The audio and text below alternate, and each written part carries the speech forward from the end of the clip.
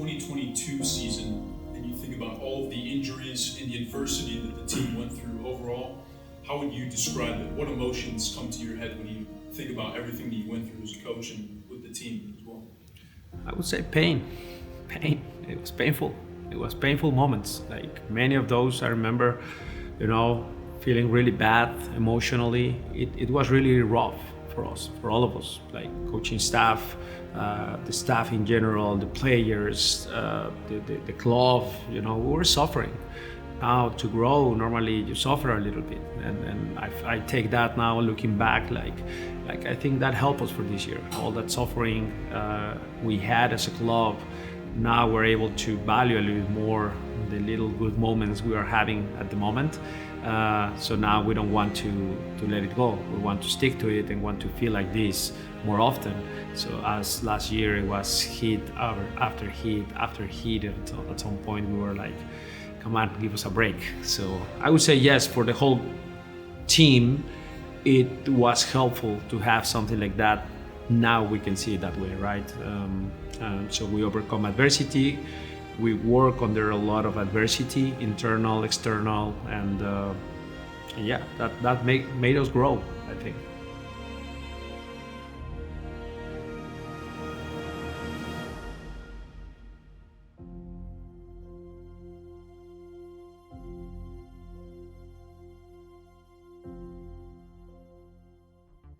The form of Atlanta United in 2022 was a total anomaly and really antithetical to how this club was built. This was a club that was built to win trophies every year. They weren't able to compete for trophies in 2022 because they couldn't get healthy. So it really was contrary to just the overall goals of the club. But I'm not necessarily sure there was anything they could have done about it. Creio que foi uma temporada ruim, não foi buena, que não qualificamos aos playoffs, mas acho que tudo serve de aprendizado. Creio que também ano passado o que dificultou muito foi a minha lesão no começo da temporada, de outros jogadores também, afetou muito a equipe. Então esperamos que essa temporada seja diferente e que eu venha fazer muitos gols, assistências e ajudar o Atlanta. Yeah, I mean it's fair to say that 2022 was a bit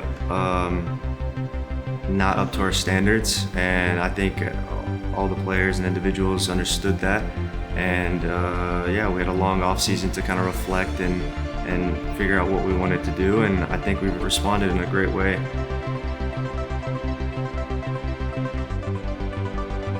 Maybe the second team dinner in Mexico, we had a little group come around and sing, and then we had they had this little thing that they passed around that would electrocute. So you had to hold hands as long as possible. So you had like different tables competing. I think that was something that was really fun. That got guys, showed the guys' competitive side, but also showed a little bit of fun. Yeah, like stuff like that. That's always nice to be able to see guys outside their comfort zone. Just to see guys be able to be vulnerable and get loose with each other. I think that's something that's very important. And we were playing piedra, papel o tijera. I always forget how to say that in English. Rock, paper, scissors. And I play against you, and then if you beat me, I'm behind supporting you against the winner of another pair. So I lose against you, now I'm supporting you, and then you start to do that change. So now one wins, and then there are three guys supporting that guy, and then you start to compete.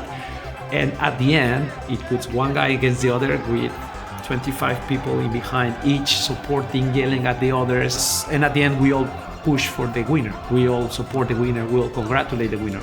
So the point of all of that was how good it feel that we all support each other in that way. Even when we lose, we can support the guy next to me, and that's a team.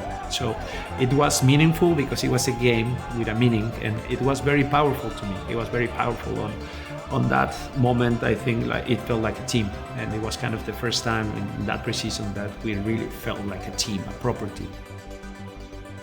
I don't necessarily know if there needed to be a huge shift in philosophy going into 2023, but I think one thing that was for sure was Atlanta United needed to get healthy. So many key players missed so much time in 2022. You just got the feeling that if Atlanta United could sustain a healthy training camp and a healthy preseason, and they would be able to build some chemistry and continuity through that health, that hopefully they would be able to turn that into something positive in 2023.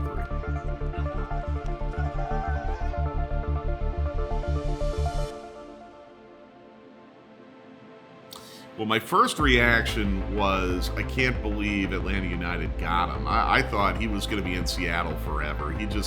He felt to me like someone who was,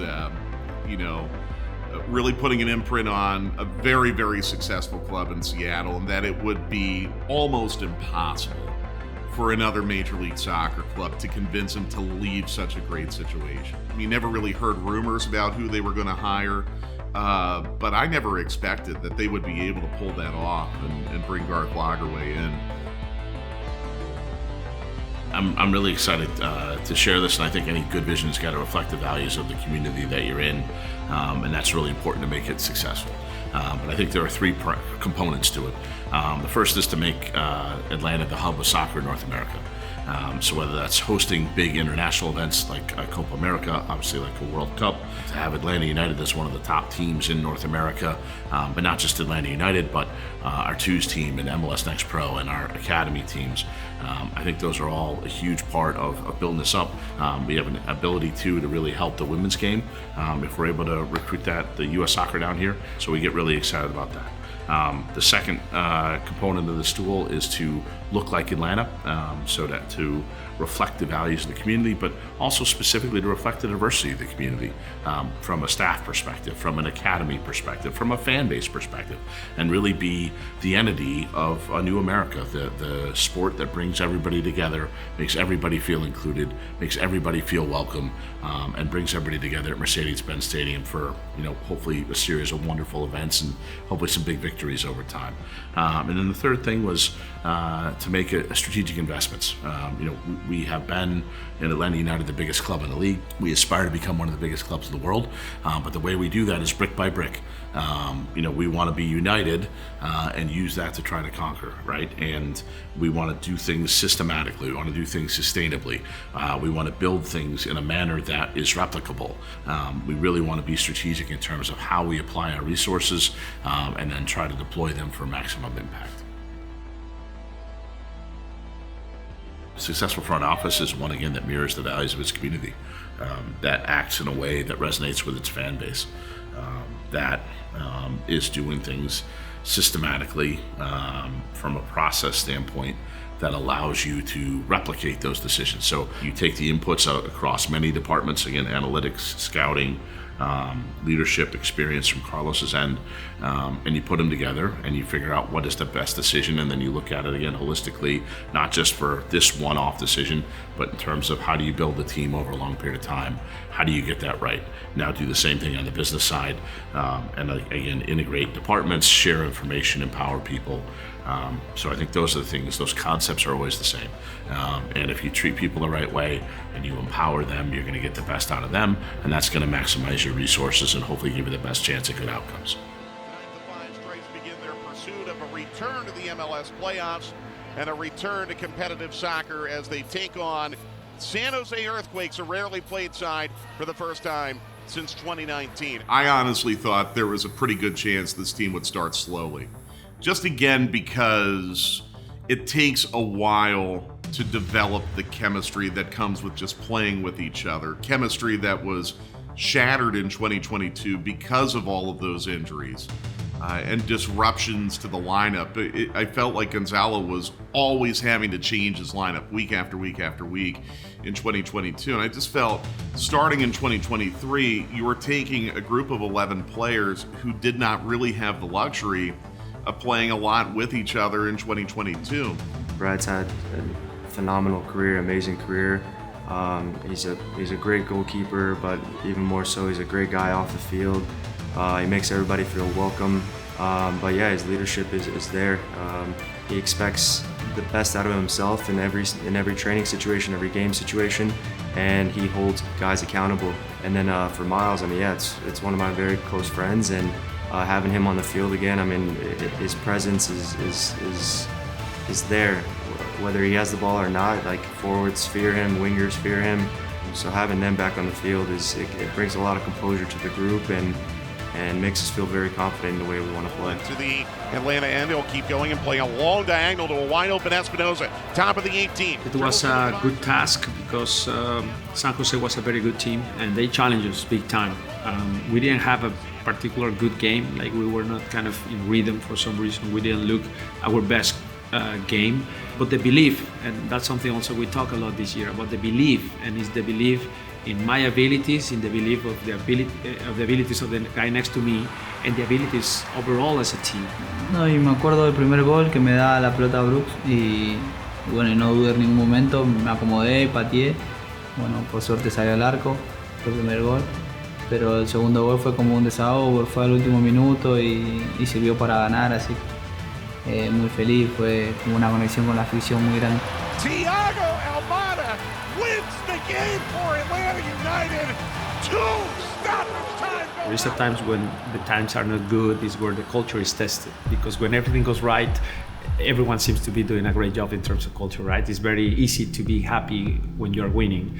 Now, in the tough moments, when you are losing multiple games and you're having tough situations, that's when the culture of the team is tested. Now, Purata helps with the culture, Brad Guzan helps with the culture. Now, having Thiago Almada with that commitment, with that big figure that he's getting and that attention, and still be very humble within the team. Obviously, Giakoumakis helps a lot in terms of a bit of experience, a guy that is already a pro and is just here for business, but still is happy with his teammates, demand from his teammates, and his discipline, and he's a complete full pro that does everything right off the field. So I would say that yes, we have very good parts in terms of the players that fit the culture, but also are helping to improve the culture. Minha relação é muito boa com o Gonzalo, desde que cheguei cá me apoiou muito bem, me deu a confiança que eu precisava. Então eu creio que a relação é muito boa, confia muito em mim, eu confio muito nele, confio muito na equipe também. Claro que isso facilita o meu trabalho dentro de campo, ter a confiança do treinador. Então eu procuro sempre dar o meu melhor dentro de campo ali, para fazer valer a pena essa confiança que ele tem em mim e ajudar a Atlanta, que é o mais importante. He's an amazing guy. First of all, he's an amazing person. He was one of the guys that when they approached me, we had the personal contact, and he was one of the reasons that I took my choice. I made my choice to sign for Atlanta. He made me feel so confident. He made me feel so important for the club. And he's also a very nice coach. He has always a plan, and I'm really happy playing under his directions. He gives you the confidence and the belief that you can go out there and do what needs to be done, but he also allows you to figure things out within yourself. So I think that's something that's very good, that you don't have someone always, on top of you, nitpicking every little thing that you do. He instills a lot of confidence in the players to make them bring out the best parts of themselves so that it can ultimately help the team, and I think that's what you're seeing.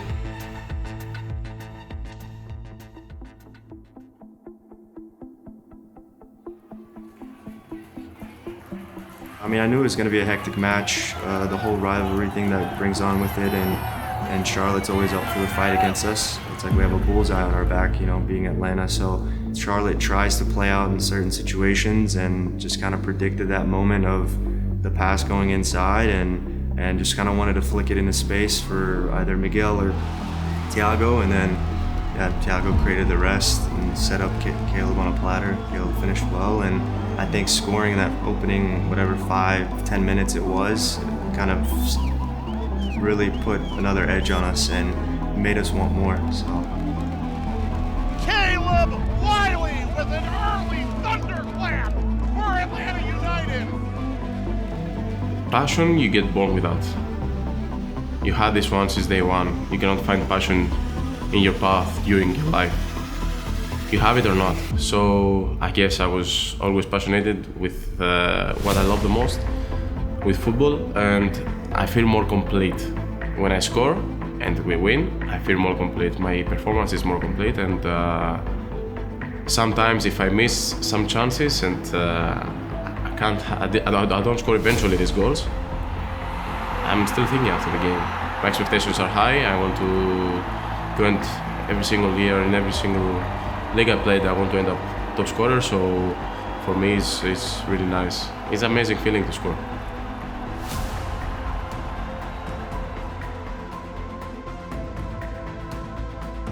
Creo que el nivel de confianza era bastante alto, ¿no? Después de haber venido a ganar la Copa del Mundo.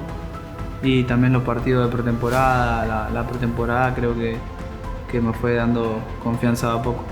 Sí, bueno, la verdad que eso me llena de orgullo, es como una muestra de cariño de la gente hacia mí. Y nada, yo espero devolvérselo dentro de la cancha y tratar de darle un ejemplo a los niños. You get a free kick. Looks like it's about 35 yards from goal. It's too far out to go for goal, right? Like you're gonna try to put something into the wall or out to the back post, or no one in the world can hit that, right? Well, actually, yeah, there is at least one player in the world who can do that, and I'm glad he plays for Atlanta United. It's Thiago Almada. That goal took my breath away. I mean, I was joking around with the commentators in the game, and I told them he's killed a couple spiders up there, you know, because that part of the goal really doesn't get seen very often. So, but no, it was just really pretty to see even the slow-mo of how it kind of bends out from the post and then comes back in. It was a fantastic goal. It's the distance, it's the speed, it's the post that he put the ball in because it was the goalkeeper's post, the moment of the game, it's many things put together there for Thiago that it was just fantastic.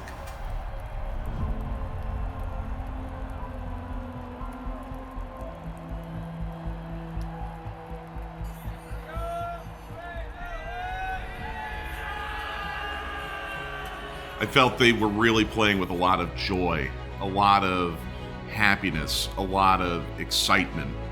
And I think that really all starts with the hub of their attack in Thiago Almada. And I think when everyone recognized what Thiago was going to be able to do, just providing that magic on the ball, I think everyone else kind of relaxed. I think you could really see this team starting to have fun playing with each other, building confidence through that enjoyment of playing with each other. We haven't really been able to enjoy that over the last couple of years for one reason or another. So I think there was a real return to joyful, happy soccer, positive soccer in those first 4 matches. Building that momentum and kind of carrying that rhythm and that confidence is very important, because I think that's how teams go on long win streaks or undefeated streaks. Having that early on is a very, very important kind of bar to set, because we know like what we're capable of, and yeah, we need to keep pushing to maintain that consistency.